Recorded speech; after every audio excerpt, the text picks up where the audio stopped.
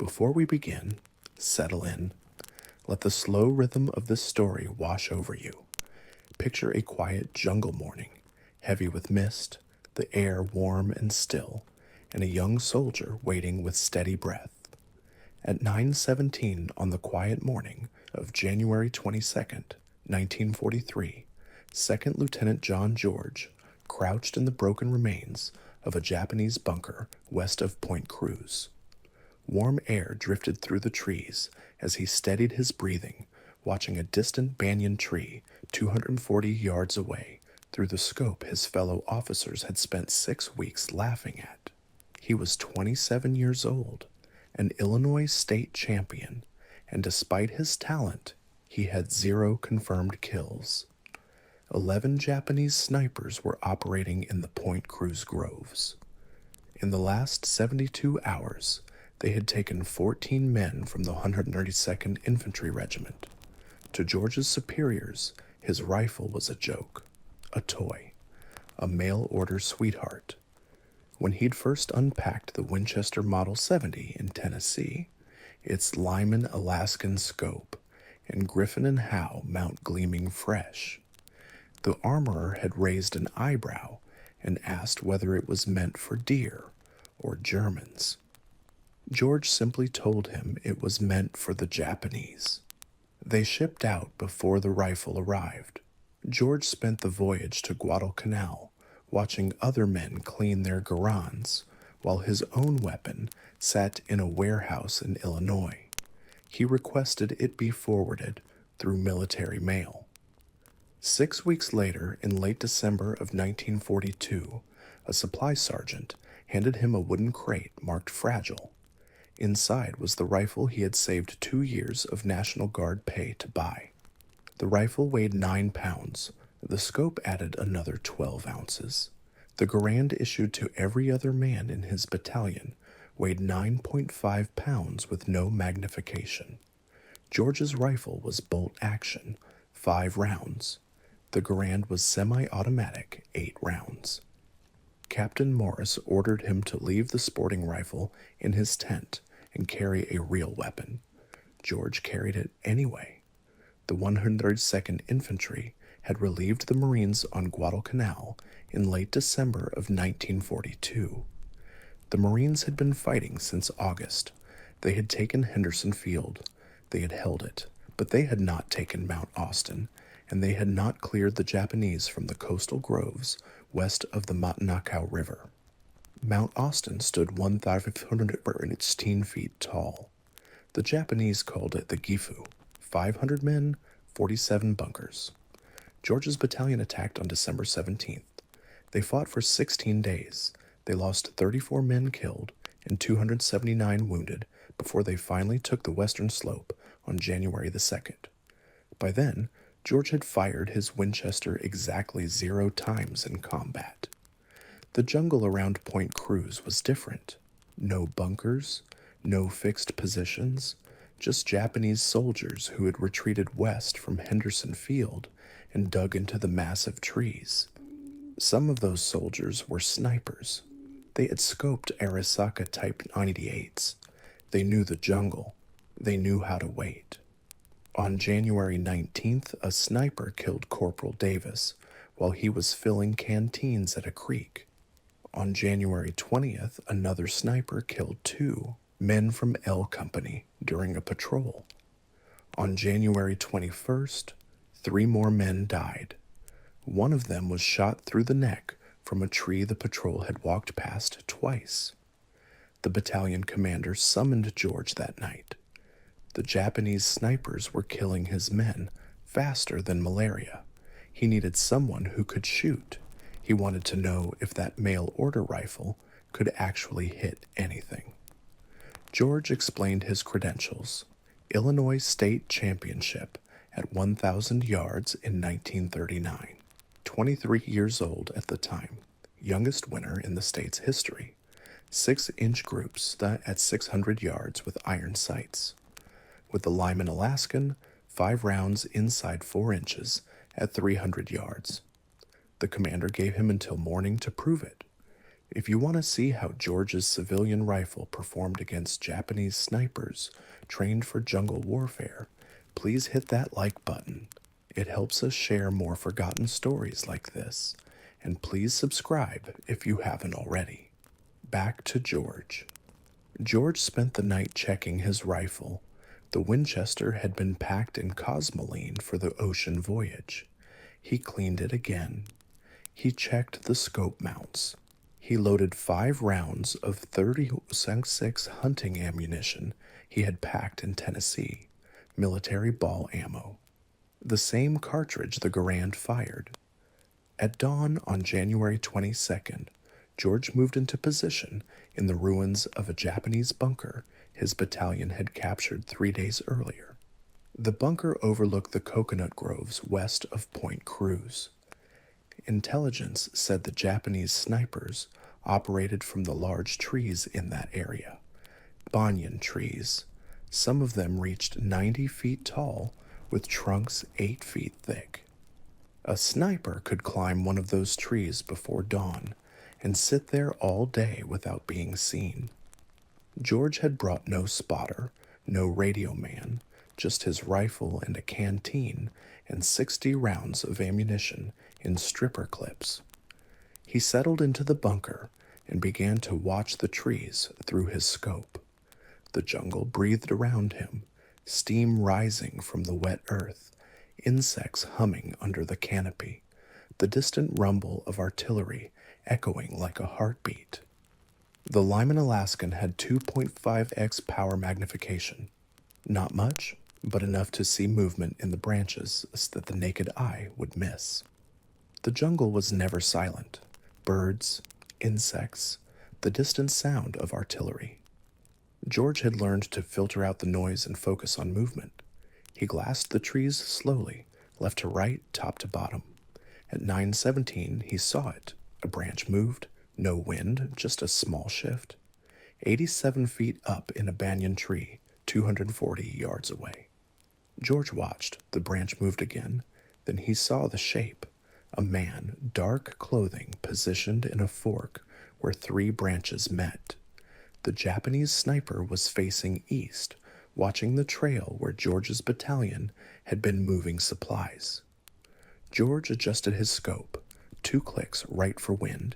He controlled his breathing. The Winchester's trigger was glass smooth, 3.5 pounds. He had spent hours adjusting it at Camp Perry before the war. Now he would find out if a civilian target rifle could kill a man, trained to kill him first. George squeezed the trigger. The Winchester kicked into his shoulder. The sound cracked through the jungle. 240 yards away, the Japanese sniper jerked and fell. He dropped through the branches. His body tumbled 90 feet and hit the ground near the base of the banyan tree. George worked the bolt, sussed the empty cartridge ejected. He chambered another round. He kept his scope on the tree, waited for movement. Nothing. The sniper's partner would be close. Japanese snipers worked in pairs. 1 shooter, 1 spotter. If George had just killed the shooter, the spotter was somewhere in that tree or in the trees nearby. George scanned the surrounding banyans. The scope's 2.5x power magnification forced him to search slowly. Each tree could hide multiple men.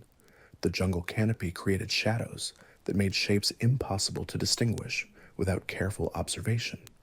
At 9:43, he found the second sniper. Different tree, 60 yards north of the first. This one was lower, maybe 50 feet up.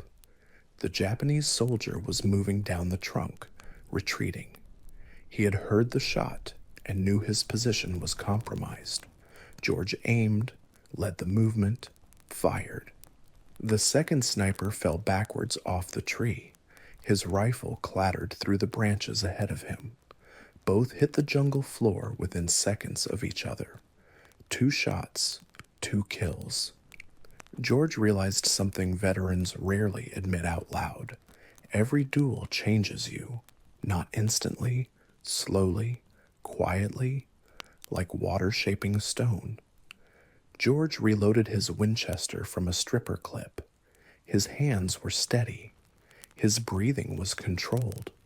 This was no different than shooting at Camp Perry, except the targets shot back.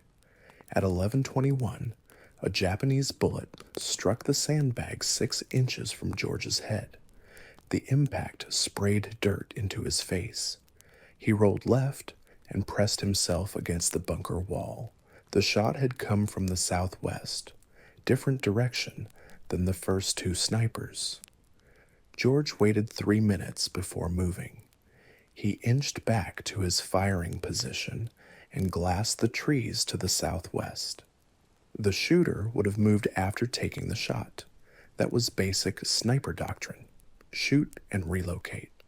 But in a jungle this dense, relocation options were limited. George found him at 11:38, third tree from the left, in a cluster of 5 banyans, 73 feet up. The Japanese sniper had repositioned to a different branch, but remained in the same tree, a mistake. George put the crosshairs on the dark shape and fired. The third sniper fell without making a sound. By noon, George had killed 5 Japanese snipers. Word spread through the battalion. Men who had mocked his mail-order rifle now asked if they could watch him work. George refused. Spectators drew attention. Attention drew fire. The Japanese snipers adapted after the 5th kill. They stopped moving during daylight. George spent the afternoon glassing trees and seeing nothing. At 1600 hours, he returned to battalion headquarters. Captain Morris was waiting. The mockery was gone from his voice. He wanted George back in position at dawn. January 23rd began with rain, heavy tropical rain that turned the jungle floor into mud and made the trees invisible beyond 100 yards. George sat in the bunker and waited for the weather to clear. The rain stopped at 08:15. By 08:45, enough visibility had returned for work. George spotted the first sniper of the day at 09:12. The Japanese soldier had climbed into position during the rain. Smart. The sound of rain-masked movement. This sniper had chosen a tree 290 yards out, longer range than yesterday. Also smart. They were learning his capabilities. George compensated for distance and fired. The sniper fell. The 6th kill brought a response George had not anticipated. At 09:57, Japanese mortars began hitting the area around his bunker. They had triangulated his position based on muzzle flash or sound. The first rounds landed 40 yards short. The second salvo landed 20 yards short. The third salvo would hit the bunker. George grabbed his rifle and ran. He sprinted north along the tree line and dove into a shell crater. As the third salvo hit, the bunker he had occupied moments before disappeared in explosions and flying debris. He relocated to a different position, a fallen tree 120 yards north of the destroyed bunker. The tree provided cover and a clear view of the groves. George settled in and resumed his watch. The Japanese sent more snipers that afternoon. They knew George was hunting them. They were now hunting him back. The dynamic had changed. This was no longer target shooting. This was a duel. At 14:23, George killed his 7th sniper. At 15:41, he killed his 8th. This one had climbed high, 94 feet up a banyan tree. Good concealment, but the height created a silhouette against the sky when the sun angle changed. At 1700 hours, Captain Morris sent a runner to bring George back. George had been in position for 9 hours. Morris wanted numbers. George reported 8 confirmed kills over 2 days. 12 rounds fired, 8 kills, 4 misses. Morris assigned George to continue sniper operations, starting at dawn on January 24th. That night, George cleaned his Winchester and considered the mathematics. 11 Japanese snipers operating in the Point Cruz groves, 8 now dead, 3 remaining. Those 3 would be the best, the ones who had survived the longest, and now they knew exactly what George looked like and exactly what rifle he carried. George loaded his Winchester with 5 fresh rounds and tried to sleep. At 0300, he gave up and sat in his tent with the rifle across his lap. The rain started again at 0415. By 0530, it was heavy enough that dawn operations would be delayed. George used the time to move to a new position, not the bunker, not the fallen tree, somewhere the Japanese would not expect. He chose a spot 70 yards south of his previous position, a cluster of large rocks the Marines had used as a machine gun nest back in December. The position offered good cover and overlapping fields of fire into the groves. He settled in and waited for the rain to stop. At 0743, the rain slowed to a drizzle. Visibility improved. George began glassing trees. At 0817 on January 24th, he found sniper number 9. The Japanese soldier was positioned in a palm tree 190 yards out. Low, only 40 feet up. Unusual. Most snipers climbed high for better sight lines. This one had chosen concealment over elevation. The palm fronds created a natural hide that would be invisible from ground level, but George was not at ground level. He was elevated on the rocks. The angle gave him a view down into the fronds. He could see the dark shape of the sniper's shoulders and head. George aimed, controlled his breathing, began to squeeze the trigger. Then he stopped. Something was wrong. The position was too obvious, too easy. George had been hunting snipers for 3 days. He had killed 8 men. The remaining 3 would not make elementary mistakes. They would not position themselves where an elevated shooter could spot them unless it was bait. George lowered his rifle and scanned the surrounding trees. If the sniper in the palm was bait, the real shooter would be positioned to cover him, watching for anyone who took the shot, waiting for muzzle flash, ready to return fire. George glassed the trees methodically, left to right, top to bottom. He checked every tree within 300 yards of the palm. It took 11 minutes. At 828, he found the real threat. A banyan tree 80 yards northwest of the palm, 91 feet up. The Japanese sniper was positioned in a perfect hide. Branches and vines concealed him from 3 sides. He had a clear line of sight to George's previous position at the fallen tree.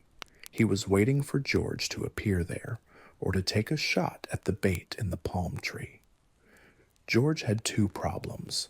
First, the real sniper was watching the wrong location. If George fired at him, the sound would reveal George's actual position. The sniper would relocate before George could work the bolt and chamber another round. Second, if George did nothing, the sniper would eventually realize George was not at the fallen tree and begin searching for him. George decided to use the bait against them. He aimed at the decoy sniper in the palm tree, adjusted for wind, fired. The decoy sniper jerked and fell from the palm. George immediately swung his rifle toward the banyan tree 91 feet up. The real sniper would react to the shot. He would turn toward the sound. That turn would create movement. George saw it. A slight shift. The sniper was repositioning to face George's location. George put the crosshairs on the dark shape and fired before the sniper could fully turn. The real sniper fell.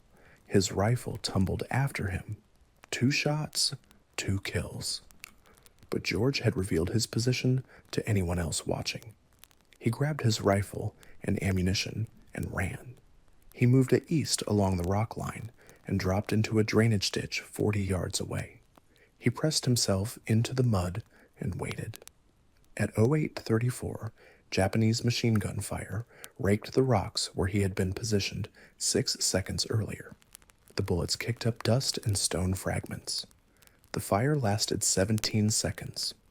When it stopped, George counted to 60 before moving. He relocated again, this time to a position 100 yards east, a shell crater partially filled with rainwater. George settled into the crater with water up to his chest. He rested the Winchester on the crater rim and resumed glassing trees. 10 confirmed. Kills, 1 remaining. The 11th sniper would be the best, the smartest, the most experienced. He had watched 10 of his comrades die over 3 days. He knew George's tactics. He knew George's rifle. He knew George's approximate location. And somewhere in those trees he was watching, waiting, planning. George scanned the jungle through his scope. The Lyman Alaskan magnification made distant shapes visible, but not identifiable. Every dark spot could be a branch or a man. George had to study each one carefully. At 09:47, he realized his mistake. The 11th sniper was not in the trees. He was on the ground, and he was moving toward George's position. George saw the movement at the edge of his peripheral vision, 60 yards south, low to the ground. A shape moving through the undergrowth, parallel to the tree line. The Japanese sniper was using the jungle floor vegetation for cover. Ferns, vines, fallen branches. He was crawling toward George's last known position at the rocks. George remained motionless in the water-filled crater. The Winchester was already shouldered. His breathing was controlled, but the angle was wrong. The crater rim blocked his view of the approaching sniper. George would have to rise up to get a clear shot. Rising up would expose him. The Japanese sniper stopped moving at 09:52. He had reached a position 40 yards from the rocks. George watched through his scope. The sniper was studying the rocks, searching for movement, for any sign of his target. George waited. Patience was the primary skill of sniper work. The ability to remain still, to let time pass, to wait for the right moment rather than force a bad shot. At 09:58, the Japanese sniper began moving again. He crawled forward, 35 yards from the rocks, 30 yards, 25 yards. He was approaching from the south side, the side George had used when he evacuated under machine gun fire. George understood the tactic. The Japanese sniper had watched the machine gun attack. He knew George had moved east from the rocks. He was now working his way along the most likely escape route, hunting George the way George had been hunting him. At 10:03, the Japanese sniper reached the rocks. He moved into the machine gun nest and took up a position facing east toward the drainage ditch, toward the area where George should have relocated. The sniper was now 38 yards from George's actual position in the water-filled crater, but he was facing the wrong direction. His back was exposed. George had a clear shot. Center mass, 38 yards. An easy shot, even without a scope. But George hesitated. This sniper had survived 10 days of American operations in the Point Cruz Groves. He had outlived 10 other snipers, men who had been killed because they made mistakes. This man would not make mistakes. The position in the rocks was too exposed, too vulnerable. No experienced sniper would remain there for more than a few seconds. This had to be another decoy, another bait position. George kept his scope on the sniper in the rocks, but expanded his awareness to the surrounding area. If this was bait, the real threat would be positioned to cover it, somewhere with line of sight to anyone who took the shot. At 10:06, George found it. A second Japanese soldier, 70 yards northwest of the rocks, behind a fallen tree trunk. This soldier was not moving, not repositioning, just watching, waiting. His rifle was aimed toward the drainage ditch where George should have been hiding. Two men, not one. The 11th sniper had brought support, or perhaps these were the final two snipers, numbers 10 and 11, working together. George made his decision. He could not shoot both men before they reacted. The bolt-action Winchester required him to work the action between shots. That gave them time to locate him and return fire. He needed a different approach. George slowly lowered himself deeper into the water.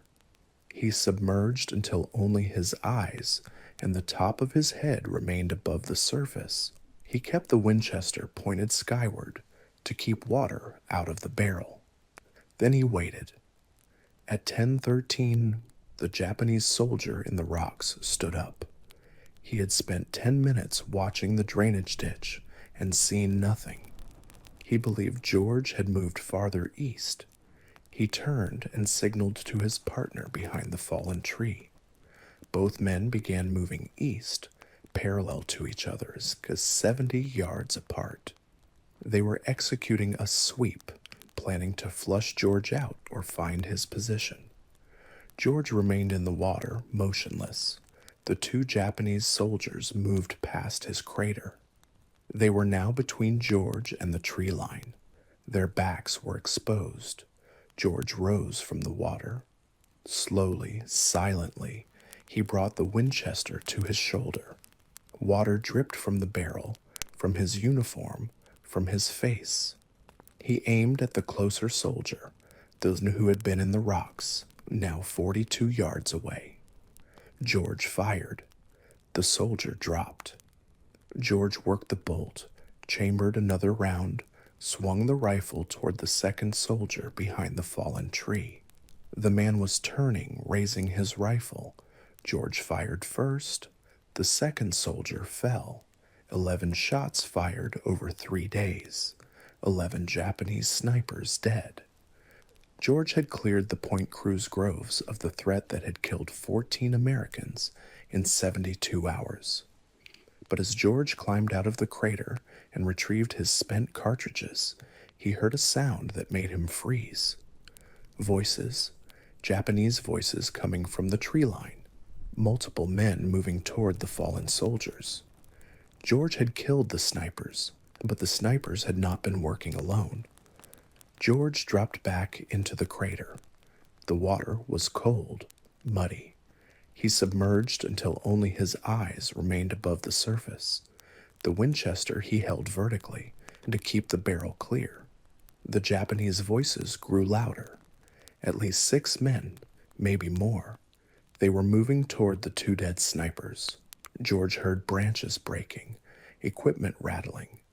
These were not snipers, infantry, a patrol or recovery team sent to collect the bodies.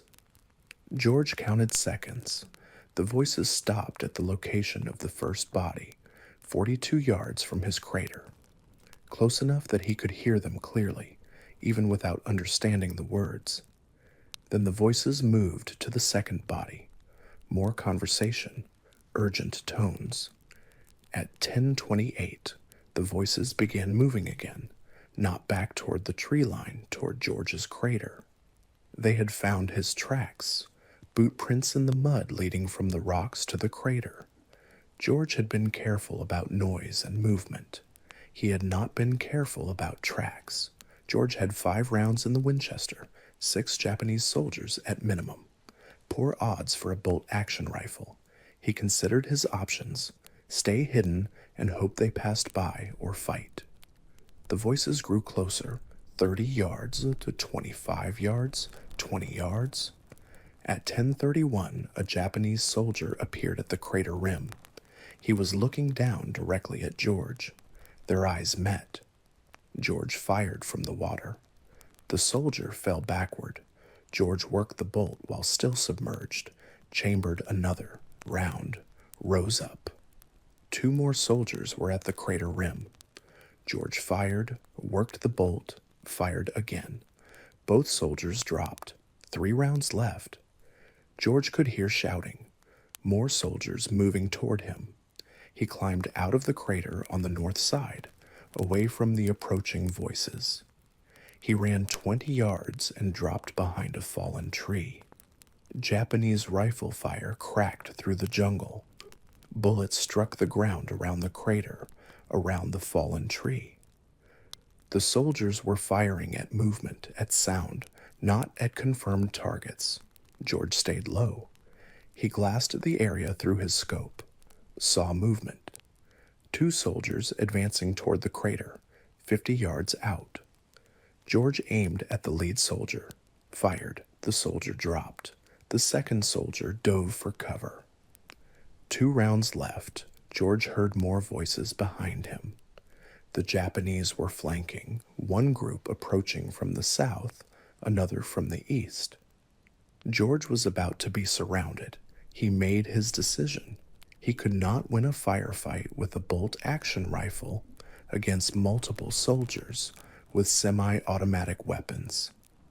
He needed to break contact, move back toward American lines. George grabbed his rifle and ran north. He sprinted through the jungle undergrowth. Vines caught his boots. Branches whipped his face. Japanese rifle fire followed him. Bullets snapped past, struck trees, kicked up dirt.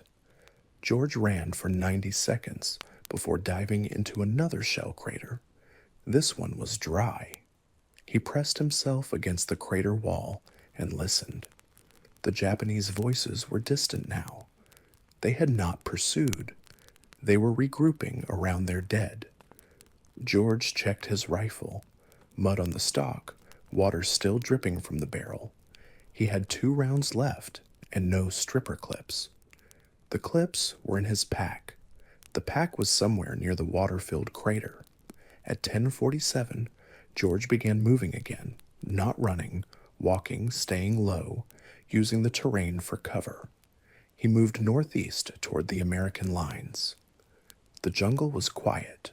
No voices, no movement, just the sound of his own breathing and the distant rumble of artillery. At 11:13, George reached the American perimeter. A Marine sentry challenged him.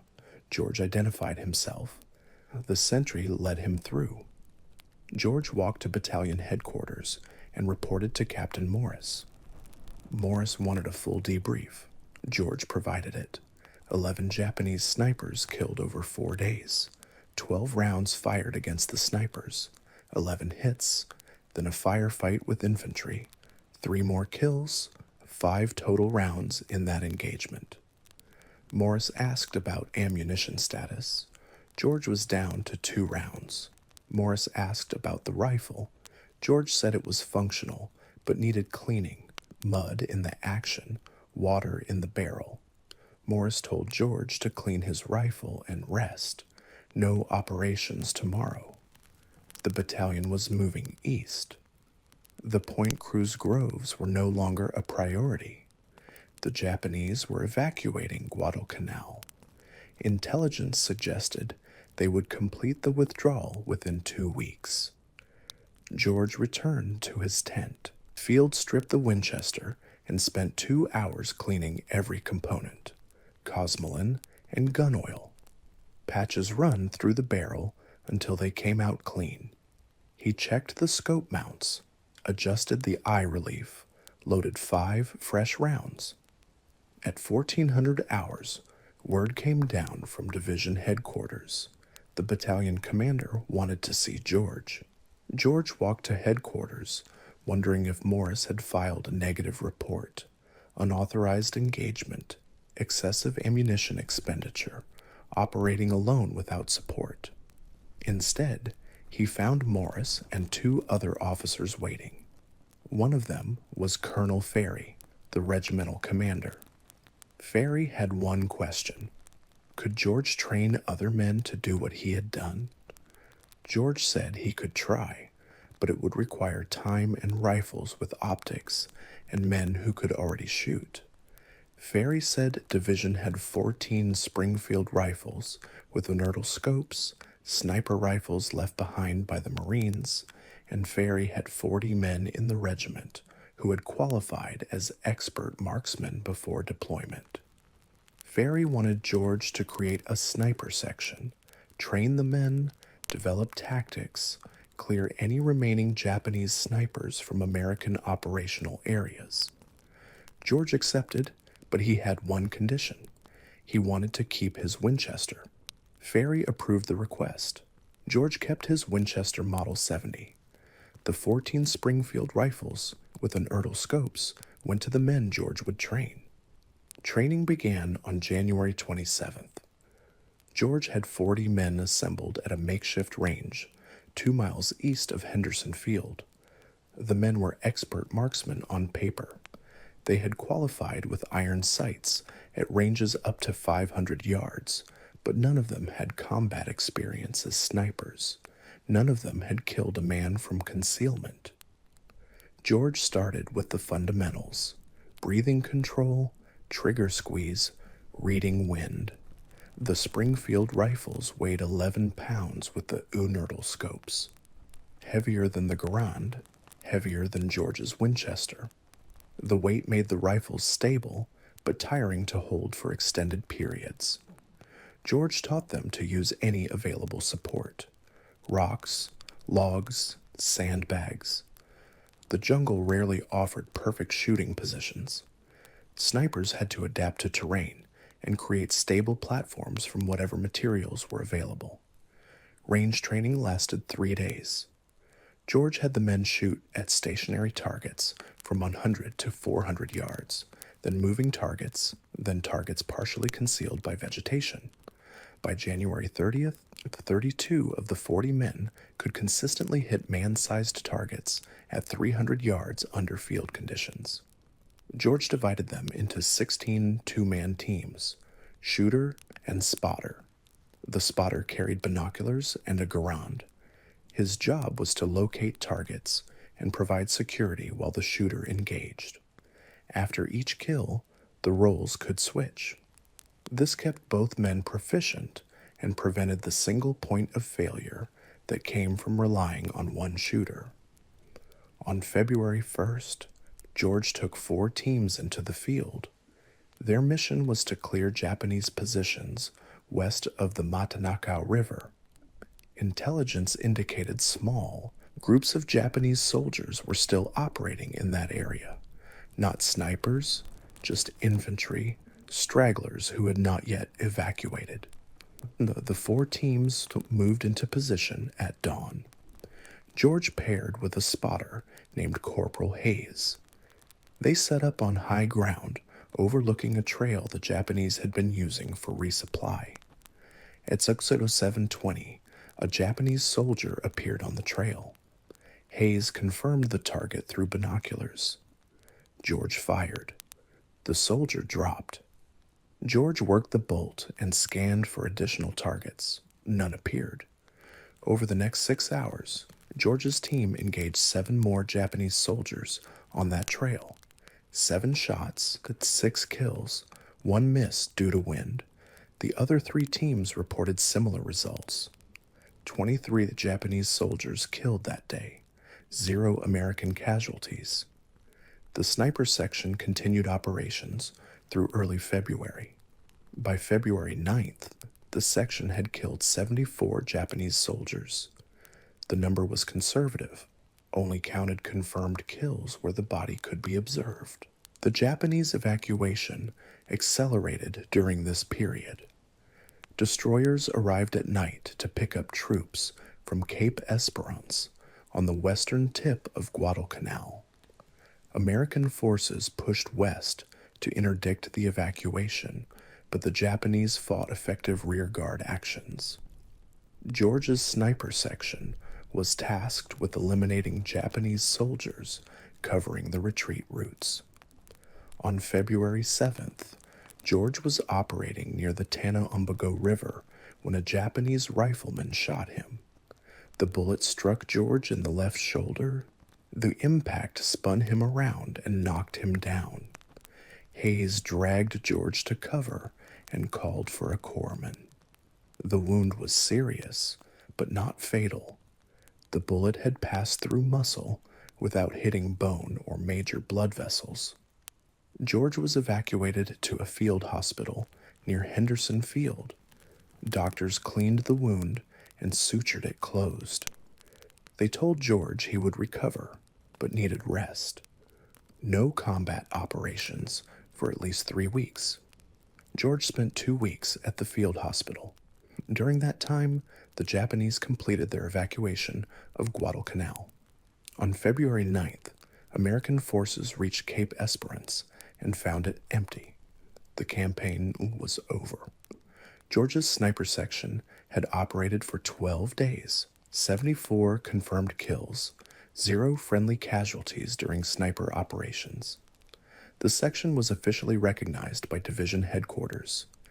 Colonel Ferry recommended George for a Bronze Star, but George's war was not finished. While he recovered at the field hospital, orders came down from Pacific Command. The Army needed experienced combat officers for a new mission, something in Burma, something classified. George volunteered. By March, George was on a transport ship heading west across the Pacific. His Winchester Model 70 was packed in a waterproof case in the cargo hold. The Lyman Alaskan scope was wrapped in oilcloth. George did not know the details of the Burma mission. He only knew it involved jungle warfare, long-range patrols, operations behind Japanese lines.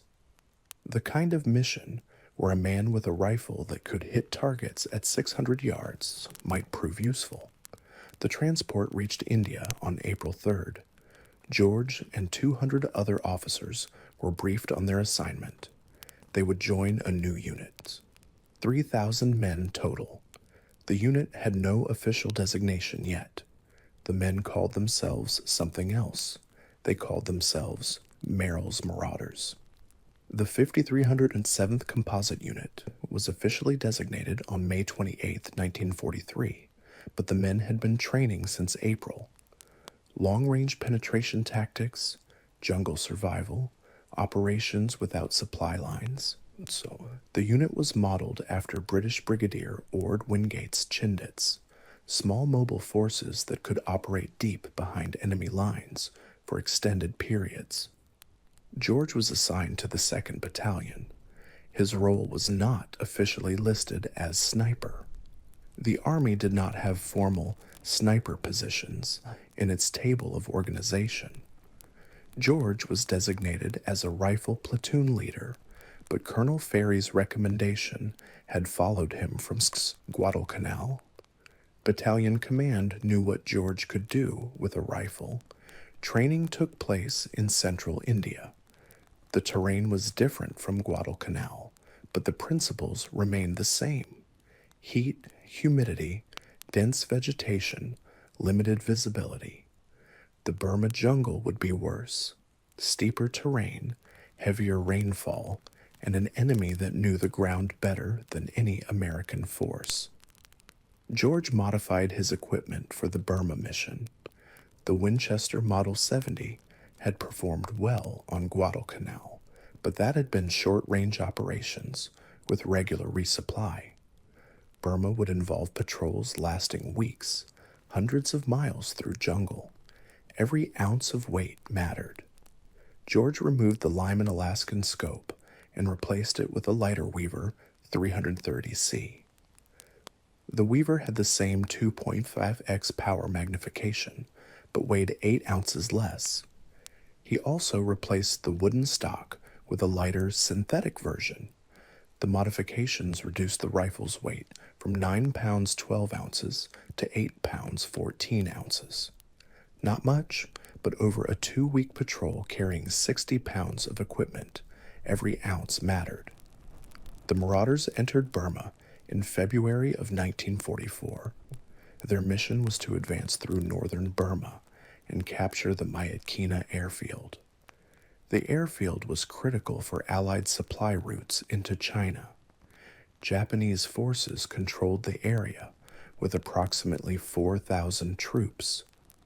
The marauders would approach overland through terrain the Japanese considered impassable for large forces.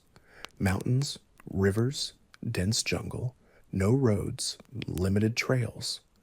The force would carry all supplies on their backs or with pack mules.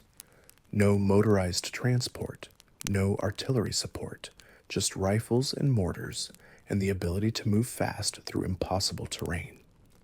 George's battalion began the march on February 24th. The first week covered 83 miles through mountainous jungle. Men collapsed from exhaustion. Malaria cases increased daily. The pack mules struggled with the terrain. Several had to be shot when they broke legs on steep descents. By March, the battalion had covered 217 miles. They had engaged Japanese forces 12 times. Small skirmishes, ambushes, quick firefights followed by rapid withdrawal. The marauders were not meant to hold ground. They were meant to move, to harass, to cut supply lines and create chaos behind Japanese positions. George used his Winchester 3 times during the march, once at 412 yards against a Japanese officer directing troops at a river crossing, once at 380 yards against a machine gun position, once at 290 yards against a sniper who had pinned down a marauder patrol. 3 shots, 3 kills. George never fired more than once per engagement. The Winchester's report was distinctive, different from the Garand's sharp crack. 1 shot announced his presence. A second shot would give the Japanese time to locate him. George learned to shoot and move immediately. The march to Myitkyina took 3 months. By late May, the marauders had covered over 700 miles. They had lost more men to disease than combat: malaria, dysentery, typhus. The unit that entered Burma with 3,000 men was down to fewer than 1,200 effectives. On May 17th, the marauders captured Myitkyina airfield. The operation was a success, but the cost had been severe. The unit was combat ineffective. Too many casualties, too many sick, too much time in the jungle without rest or proper medical care. George survived the Burma campaign. His Winchester survived, but the rifle that had proven so effective on Guadalcanal had been used only 7 times in 3 months of operations. The marauders rarely engaged in the kind of long-range precision shooting that required a scoped rifle. Most combat was close-range ambushes at 50 yards or less, firefights in dense vegetation where you could barely see 30 feet. George realized something during those 3 months in Burma. The Winchester Model 70 was an excellent rifle, perhaps the best bolt-action sporting rifle ever made. But modern warfare was changing. Semi-automatic rifles, like the Garand, were becoming standard. The next war would require different weapons, different tactics. But there would be no next war for George, not immediately. By June of 1944, he was evacuated from Burma with the rest of the marauders. The unit was disbanded. George was reassigned to training duties in the United States. He never fired his Winchester in combat again. George returned to the United States in July of 1944. The Army promoted him to captain and assigned him to Fort Benning, Georgia. His job was training infantry officers in marksmanship and small unit tactics. He taught the lessons he had learned on Guadalcanal and in Burma: how to move through jungle terrain, how to identify and engage targets at distance, how to operate independently without supply lines. He kept his Winchester Model 70. The rifle had traveled from Illinois to Tennessee to Guadalcanal to India to Burma to Georgia. It had killed at least 14 enemy soldiers in confirmed engagements, probably more. George had stopped counting after Burma. The rifle sat in a footlocker in his quarters at Fort Benning. George rarely looked at it. The war had changed. The Pacific Islands were being retaken one by one. American forces were advancing through France and into Germany. The need for individual marksmen with privately owned rifles was fading. The military was standardizing. Mass production, interchangeable parts, soldiers with identical equipment and identical training. George understood the necessity. Modern warfare required industrial scale, but something was being lost. The individual skill, the craftsman approach to soldiering, the idea that a man with the right rifle and the right training could change the outcome of a battle. George was discharged from the Army in January of 1947. Lieutenant Colonel, 2 Bronze Stars, 1 Purple Heart, Combat Infantry Badge. He returned to Illinois and enrolled at the University of Illinois on the GI Bill. He studied political science, graduated with highest honors in 1950. After graduation, George spent 4 years working in international development, then 4 years in East Africa studying regional politics and institutions. He eventually settled in Washington, D.C. as executive director of the Institute of African American Relations. Later, he joined the State Department's Foreign Affairs Institute as a consultant and lecturer on African affairs. George never spoke publicly about Guadalcanal or Burma during those years. He had colleagues who knew he had served in the Pacific, but they did not know about Point Cruz. They did not know about the Japanese snipers. They did not know about the Winchester Model 70 that sat in a case in his home. In 1947, George decided to write down what had happened, not for publication, just for his own record. He wanted to document the weapons and tactics of jungle warfare while the details were still fresh. He wrote for 6 months. The manuscript grew to over 400 pages. A friend at the National Rifle Association read the manuscript and suggested publication. George was reluctant. The book was technical, detailed descriptions of rifles and ammunition and ballistics. Not the kind of content that interested general readers, but the NRA convinced him. The book was published in 1947 under the title Shots Fired in Anger. It became a classic among firearms enthusiasts and military historians. The book described George's experiences on Guadalcanal and Burma with clinical precision. No embellishment, no hero worship, just facts and observations about what worked and what did not work in combat. The book is still in print today, still used as a reference by collectors and historians studying World War II small arms. George's descriptions of Japanese weapons remain some of the most detailed contemporary accounts available. George lived to see the United States fight 3 more wars: Korea, Vietnam, the Gulf War. He watched the evolution of military rifles from the Garand to the M14 to the M16. He watched sniping become a formal military specialty with dedicated training and equipment. He watched the lessons of World War II being relearned and refined by new generations of soldiers. John George died on January 3rd, 2009. He was 93 years old. The Winchester Model 70 that had killed Japanese snipers on Guadalcanal was donated to the National Firearms Museum in Fairfax, Virginia.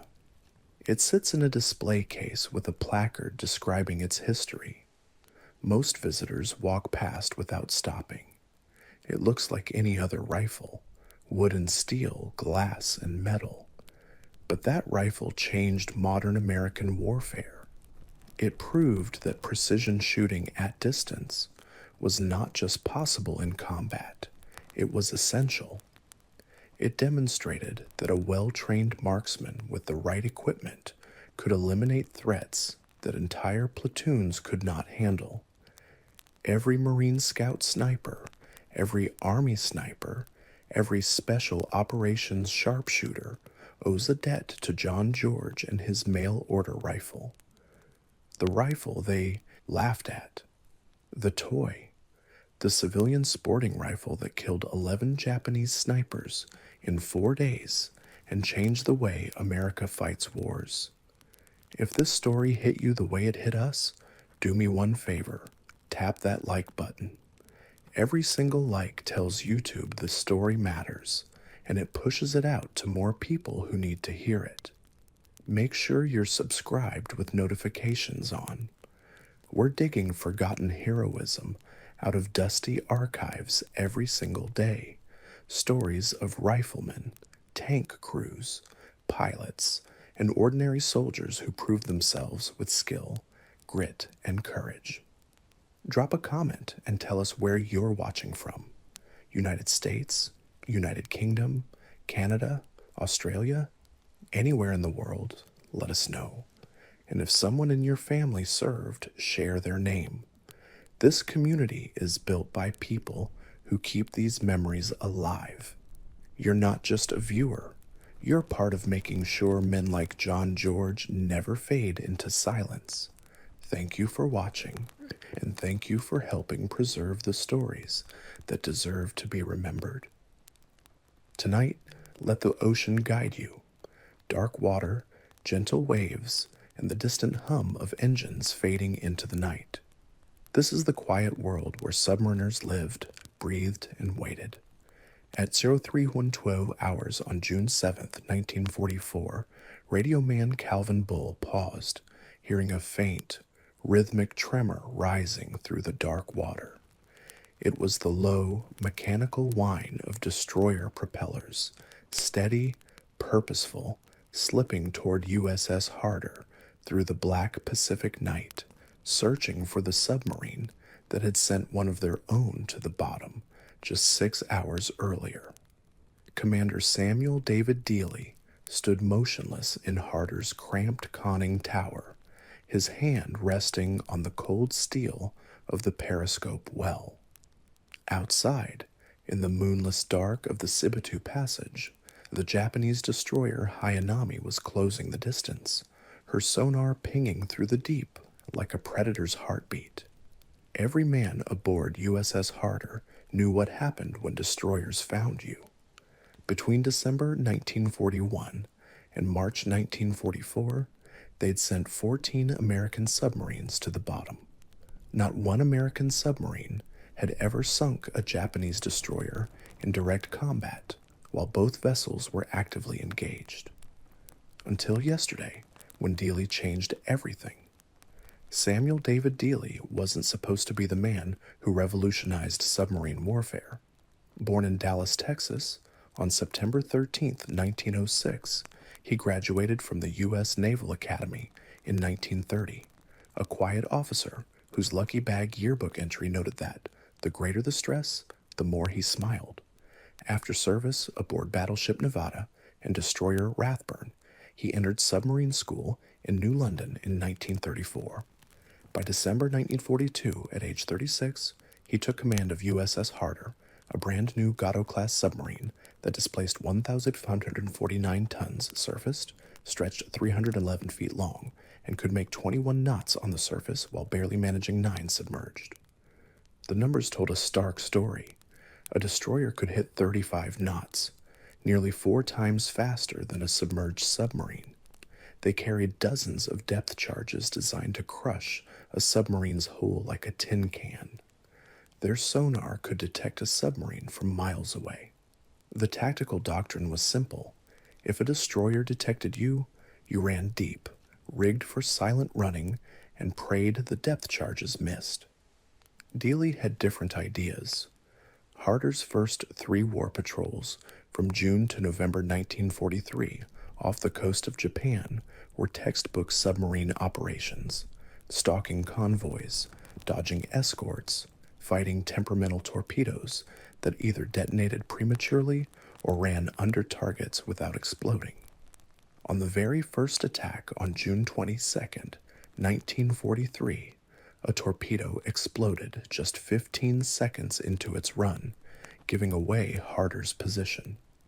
In the desperate dive that followed, Harder slammed into the muddy bottom, jamming herself in the muck with 12 depth charges detonating overhead. It took 4 hours of agonizing work to break free, the crew working in near darkness, knowing that any moment could bring another salvo that would crack their hull open to the crushing Pacifics. But Dealey learned from every encounter. He studied destroyer captain psychology, their patterns, their predictable zigzagging, the split-second hesitation when a submarine did something unexpected. By his 4th War Patrol in March 1944, he was ready to test a theory that every other submarine commander considered suicidal. April the 13th, 1944.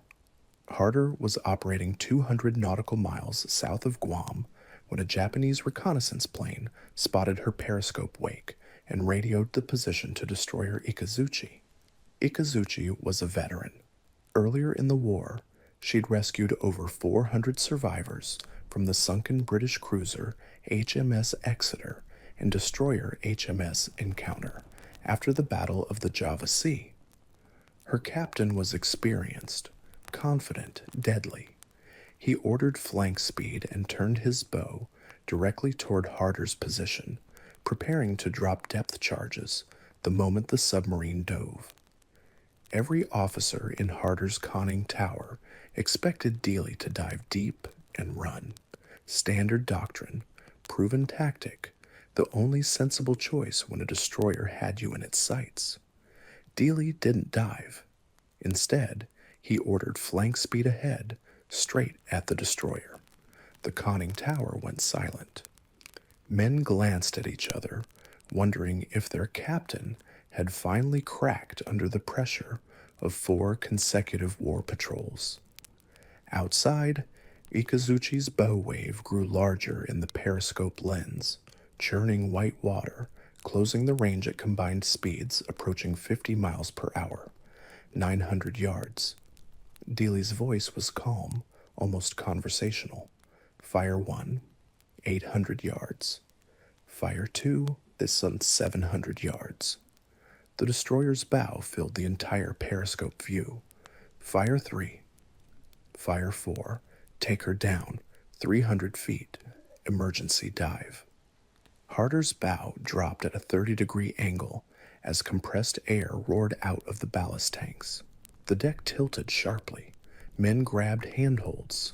The diving planes bit hard, pushing the submarine down into the dark embrace of the Pacific. Seconds ticked by like hours. 10 seconds, 20, 30. Then 2 massive explosions shook Harder so violently that light fixtures shattered and rained glass across the control room. The submarine bucked, her stern lifting 6 feet before slamming back down. More explosions followed, Ikazuchi's own depth charges detonating as the destroyer broke in half and plunged toward the bottom, killing all but a handful of her crew. When Dealey risked a look through the periscope moments later, he saw only an expanding oil slick and debris field where a 2,000-ton destroyer had been churning toward them. He sent a radio report that became legendary throughout the Pacific Submarine Force.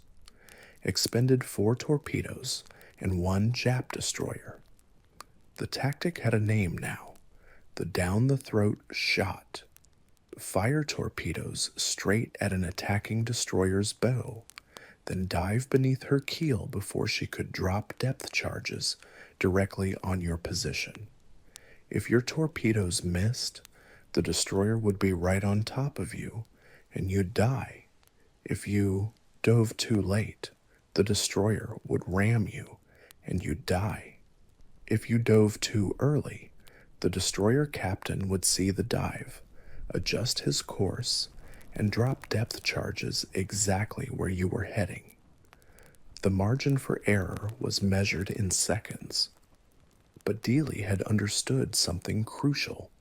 Destroyer captains, expected submarines to run.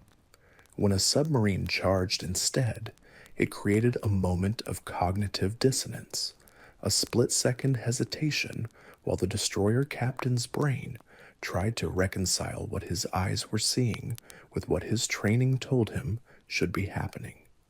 In that moment, torpedoes traveling at 46 knots could close the distance and strike. By late May 1944, Admiral Charles Lockwood, commander of the U.S. Pacific Submarine Force, had studied Harder's patrol reports and had come to understand Japan's critical vulnerability. Ultra-code-breaking intelligence revealed that Japan had lost 23 destroyers between January and May 1944. They were running out of escorts for their convoys and screens for their fleet operations. Every destroyer sunk made Japan's entire naval strategy more fragile. Lockwood gave Dealey a mission that matched his aggressive temperament perfectly: patrol the waters around Tawi-Tawi, where Admiral Jisaburo Ozawa had concentrated the Japanese mobile fleet.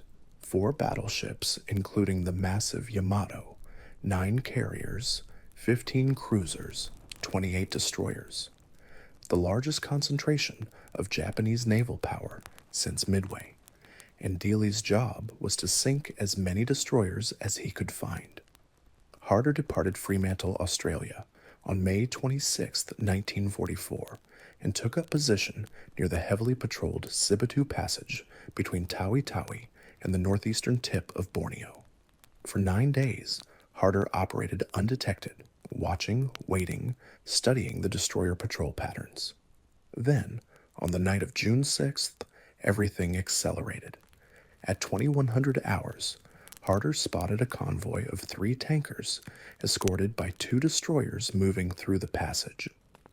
Dealey ordered a surface approach, using Harder's superior speed to get into firing position ahead of the convoy.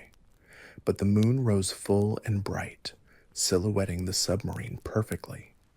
The lead destroyer, Minazuki, spotted Harder immediately and turned to attack, her bow wave growing larger as she accelerated to flank speed. Dealey didn't have time to get into proper firing position. Minazuki was closing too fast, so he did something even more audacious than the down-the-throat shot. He turned Harder's stern toward the attacking destroyer and fired 3 torpedoes from the aft tubes. It was a desperation move.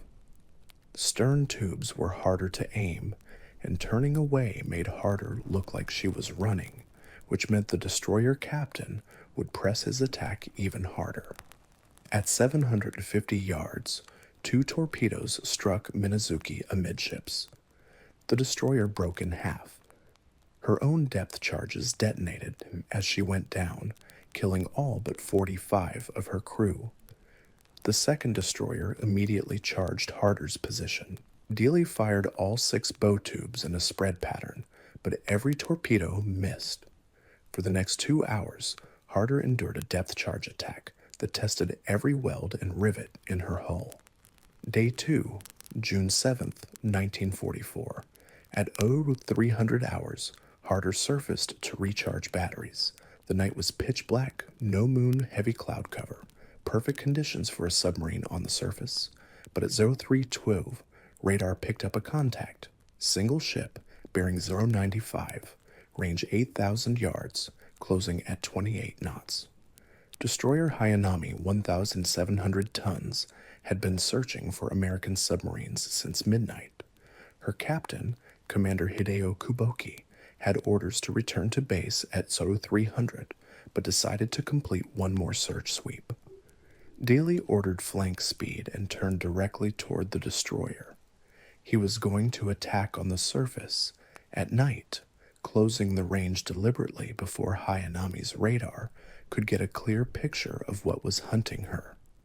At 4,000 yards, Hayanami's radar operator finally picked up a surface contact, but he misidentified it as another Japanese destroyer returning to base.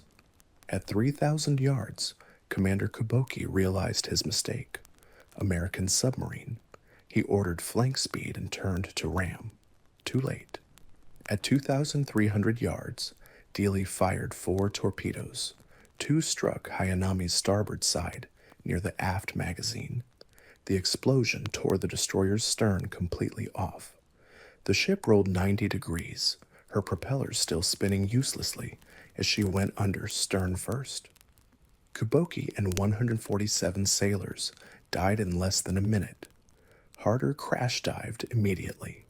Japanese patrol planes would arrive within minutes, 2 destroyers in 24 hours.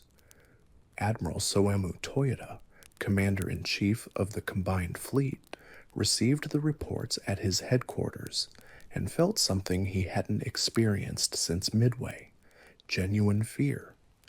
He pulled 8 destroyers from convoy escort duty and organized them into hunter-killer groups with one mission: find and destroy the American submarine operating near Tawi Tawi. Day 3, June 8, 1944.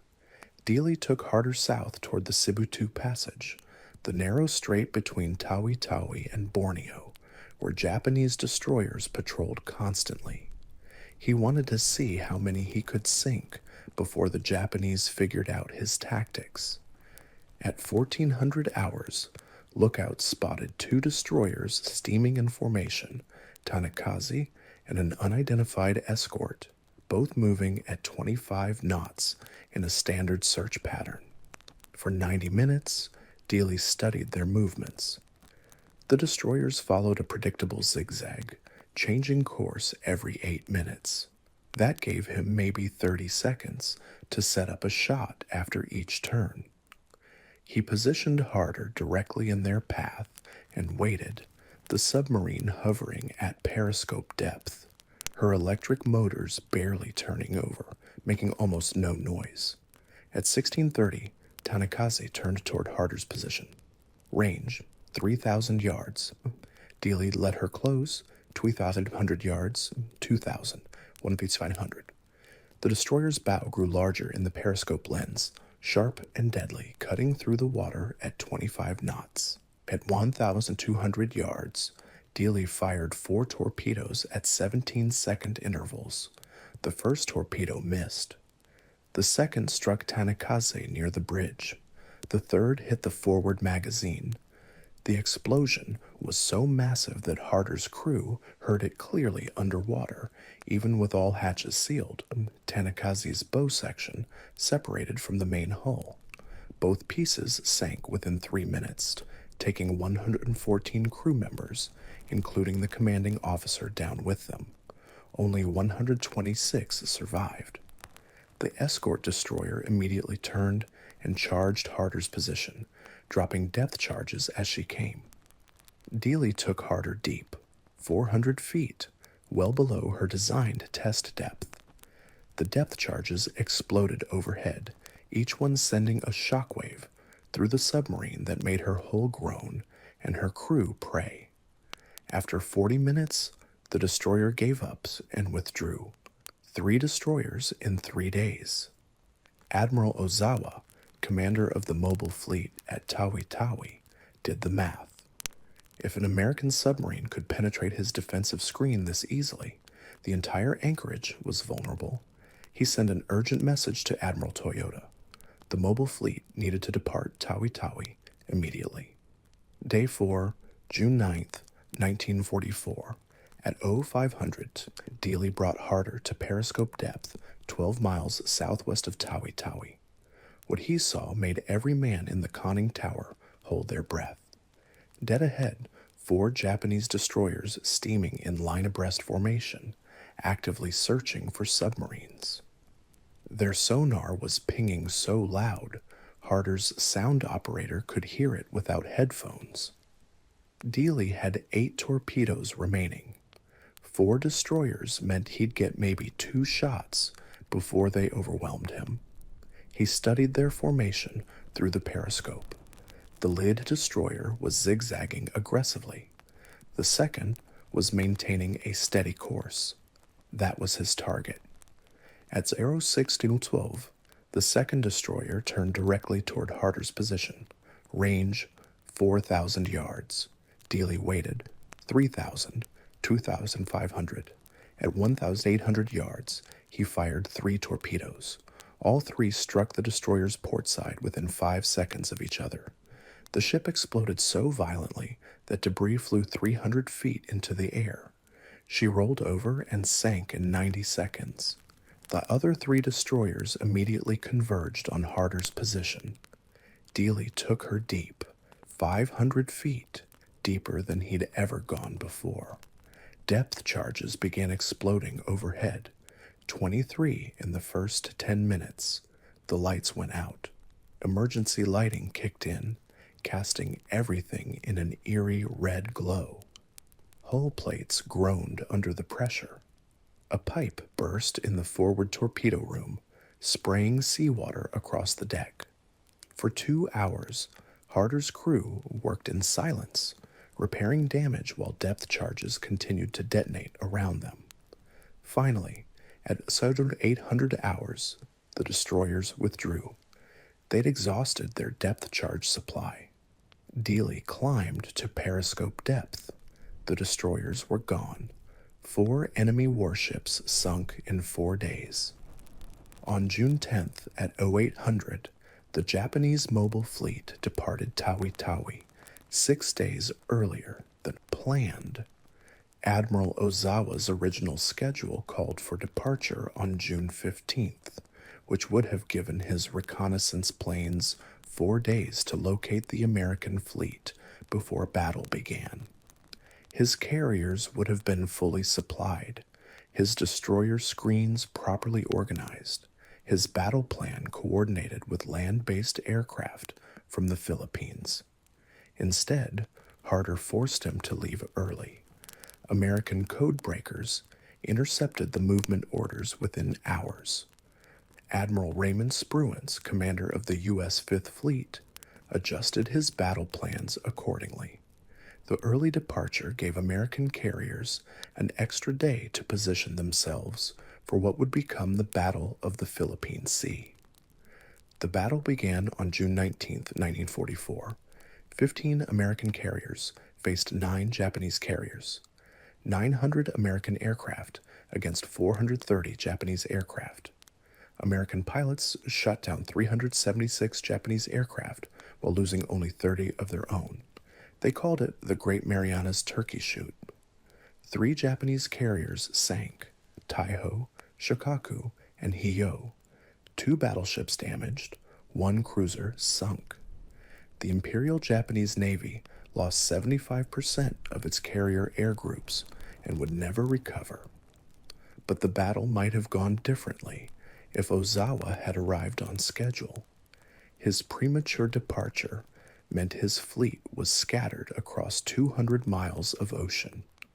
His reconnaissance aircraft had burned through fuel reserves and couldn't conduct proper searches. His destroyers were still regrouping from anti-submarine patrols. When American carrier aircraft found Ozawa's fleet on June 19th, his carriers were still launching aircraft. His combat air patrol was undermanned. His fleet formation was disorganized. Admiral Charles Lockwood understood immediately. In his post-war memoir, he wrote that Harder's 5th Patrol was the most strategically important submarine operation of the Pacific War. 4 destroyers sunk meant 4 fewer escorts protecting Japanese carriers. But forcing the mobile fleet to depart early meant the entire Japanese battle plan collapsed before the first shot was fired. Dealey never knew any of this. On June 21st, Harder arrived at Darwin, Australia, where Admiral Ralph Christie presented Dealey with an Army Distinguished Service Cross in a ceremony on the dock. General Douglas MacArthur sent a personal commendation. Harder's crew was given 2 weeks of shore leave, while the submarine underwent repairs. Then, on August 5th, 1944, Harder departed Fremantle for her 6th and final war patrol. Harder's executive officer had tried to talk Dealey out of taking another patrol. Other officers noticed signs of exhaustion, the way Dealey's hands trembled slightly when he studied charts, the dark circles under his eyes that never seemed to fade. Admiral Christie met with Dealey privately and advised him to relinquish command. But with about a third of Harder's crew rotating out, Dealey believed he had a responsibility to ensure the new crew members were properly trained. Christie acquiesced. Harder departed as part of a 3-submarine wolf pack with USS Harder and USS Hake, with Dealey in tactical command. Their mission: patrol the waters west of Luzon and attack Japanese shipping heading to the Philippines. On August 21st, the Wolfpack intercepted a 16-ship convoy off Palawan Bay. In a coordinated attack, they sank 4 cargo ships totaling 22,000 tons. On August 22nd, Harder and Hado attacked 3 coastal defense vessels, escort ships somewhat smaller than American destroyer escorts, but similarly armed. All 3 were damaged. On the morning of August 23rd, Harder and Hado finished them off. Matsuwa, 134 killed, Hibari, 154 killed, and Sato, 73 killed. By August 23rd, Hado had expended all her torpedoes and withdrew. That left Harder and Hake operating together off Da Sol Bay on the western coast of Luzon. Japanese intelligence had tracked the Wolfpack's movements and sent something to deal with them: escort ships CD-22 and patrol boat PB-102. At 06:30 on August 24th, 1944, Harder and Hake were positioned outside Da Sol Bay. Lieutenant Commander Frank Haler, captain of Hake, sighted 2 ships exiting the bay and misidentified them. The ships were CD-22 and PB-102. The latter was actually the former USS Stewart, an old Clemson-class destroyer that had been damaged, abandoned, raised by the Japanese, and put back into service. As the Japanese ships came out of Da Sol Bay, they sighted a periscope and turned to attack.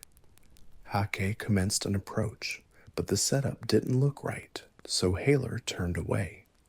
At that moment, he sighted Harder's periscope between Hake and CD-22. It was the last anyone saw of Harder.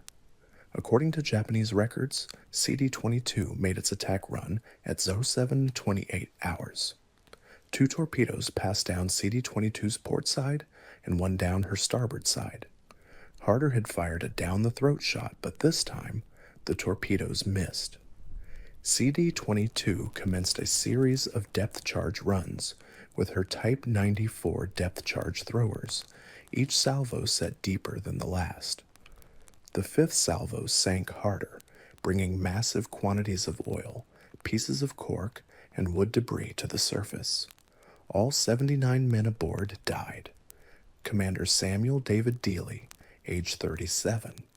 Lieutenant Samuel Logan, who'd earned a Navy Cross for rescuing a downed pilot at Wolei. Radio man Calvin Bull, 24 years old, who'd been at Dealey's side through all 6 war patrols. 79 men from 38 states, farm boys from Iowa, factory workers from Michigan, college graduates from California. They'd volunteered for submarine duty, knowing that 22% of submariners who served in World War II would die, the highest casualty rate of any branch of the American military. They knew the odds. They served anyway. On May 22, 2024, 80 years after she sank, an underwater exploration team led by Tim Taylor in the Lost 52 project discovered Harder's wreck in the South China Sea. She sits upright on the seafloor at 3,150 feet, 12 miles west of Da Sol Bay. Her pressure hull remains mostly intact, except for depth charge damage, just aft of the conning tower, the mortal wound that CD-22 inflicted. The wreck is a protected war grave. No salvage operations are permitted. Commander Samuel David Dealey was posthumously awarded the Medal of Honor on August 29, 1945, presented to his widow Edwina by President Harry Truman. He received 4 Navy Crosses during his lifetime, plus an Army Distinguished Service Cross and a posthumous Silver Star. Harder received the Presidential Unit Citation for her first 5 war patrols and 6 battle stars for World War II service. During the war, Dealey was credited with sinking 6 destroyers. Post-war analysis revised this to 4 confirmed destroyer kills, still the most warships sunk by a single submarine commander in U.S. Navy history, and quite likely the most of any submarine commander in any nation. Between June and December 1944, 12 American submarines adopted Dealey's aggressive tactics. The tactic's success rate was 63%. For every 5 attacks, submarines sank 3 destroyers and damaged 1 more. At the United States Naval Academy in Annapolis, submarine tactics instructors still teach the down-the-throat attack as a case study in aggressive warfare. Not because modern submarines use the same tactic. Modern torpedoes are wire-guided and don't require close-range attacks. They teach it because Dealey's approach demonstrates a fundamental principle. When your enemy expects you to run, charging often works better than hiding. Dealey's grave is at Arlington National Cemetery, Section 59, grave 8-74. His headstone lists his rank, his dates of service, and 1 line, Medal of Honor, Destroyer Killer. Families of Harder's crew visit every year on August 24th, the anniversary of her sinking. They place flowers. They share stories about grandfathers and great-uncles who died at 22 or 25 or 37, fighting a war most of them never expected to survive. The last survivor of Harder's crew, Paul Bryce, died in 2022 at age 98. With his death, no one who served aboard Harder remains alive to tell their story firsthand. That's why these stories matter. These men left behind patrol reports and radio messages and Medal of Honor citations, but those documents can't convey what it felt like to charge a destroyer at flank speed, or hear depth charges exploding overhead, or watch your captain make decisions that meant life or death for everyone aboard.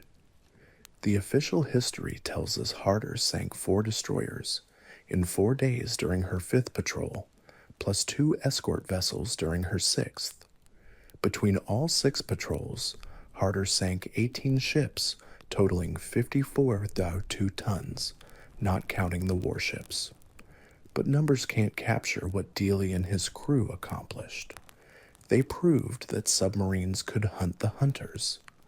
They forced an entire Japanese fleet to abandon a critical anchorage 6 days early, disrupting the timing for what would become the most decisive carrier battle of the Pacific War. They changed submarine warfare doctrine across the entire U.S. Navy. Harder's motto was, "Hit 'em harder." For 6 war patrols spanning 15 months, 79 men lived that motto every single day. They paid the ultimate price doing something the Navy said was impossible, sinking destroyers in direct combat while both vessels actively engaged. Commander Samuel David Dealey and the crew of USS Harder didn't just fight the war. They changed how it was fought, and in the end, that made all the